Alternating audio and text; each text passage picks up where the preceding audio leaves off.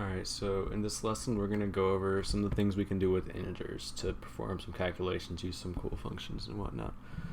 So the first thing we should know is all the standard operators that you've probably seen in normal math, like plus, minus, division, exponentation, all that. So I'm just going to set two numbers here. I'll have num1 equal to 8, num2 equal to 3.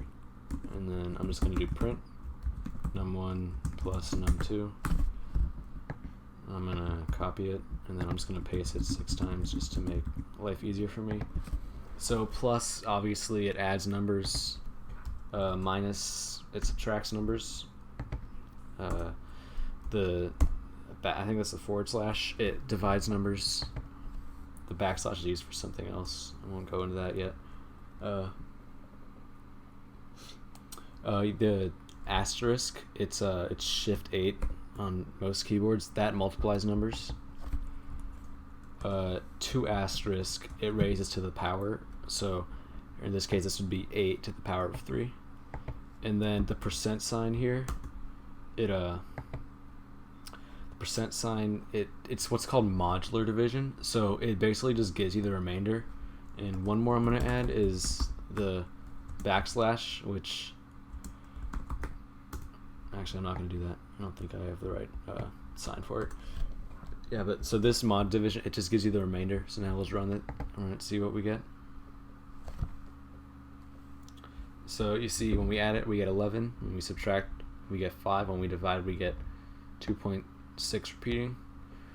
When we multiply, we get 24. When we raise to the power, we get 512. And then when we do mod division on this, we get 2, because 8 divided by 2 is it's just 2 with a remainder of 2. So it just gave us that remainder there. So Python, we're kind of limited in what we can do with just the standard functions in Python. So we can actually just import them from other, I think they're called libraries in Python, that just contain a bunch of functions. So up here, I'm just going to erase all this. I'm just going to say from math import asterisk. So this is using the math library, which just has a bunch of functions we could use, and then the asterisk just says we want to import every single function in there.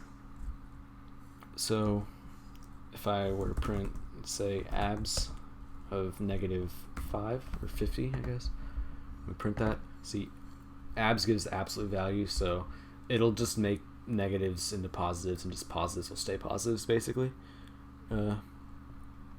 So ceil, C-E-I-L here, it's going to round a number down. So if I do 5.8 here, or the ceil's going to round it up, my bad. It'll round it up to 6. Even if I do 5.3, which normally round down, it'll round it up to 6. I'm pretty sure there's also the floor one. Floor function, it's going to round it down. So 5.3 goes to 5, even if I have 5.99999. It's still going to go to 5. SQRT, it stands for square root, SQRT, and then it'll just get you the square roots. If I put in 100, it'll get me 10. That's the square root. And another thing I wanted to go over in this is it's float, which is just it's an integer, but more data in the computer is allocated to it, so it could be like decimal numbers and stuff like that. So sometimes you're gonna have to convert an integer to a float. So we already saw the int function here, the int whatever, but we can also use float. So I'll say num1 equals, I'll just say float, and then 1.7777777, and then print num1. Yeah, so it gives you 1.7777777. So that's the float. It's just a number with more data in it, basically. It'll just let you hold more data, basically. Another thing is so let's say I have num1 equal to 8, and then I want to add 1 to it. So I could type out num1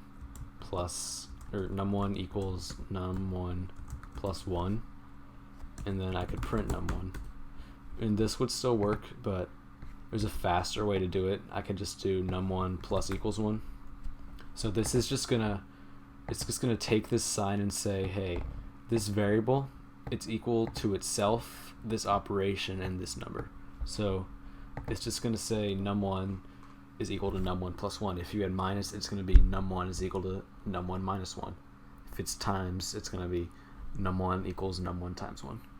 So that was just some of the functions that you can use in Python. There's a lot of them. That was literally only a few of them. But if you really need to do something, like if you have an idea of what you want to do your number, just look it up. There's no shame in Googling something, and once you Google it, you'll learn how to do it again.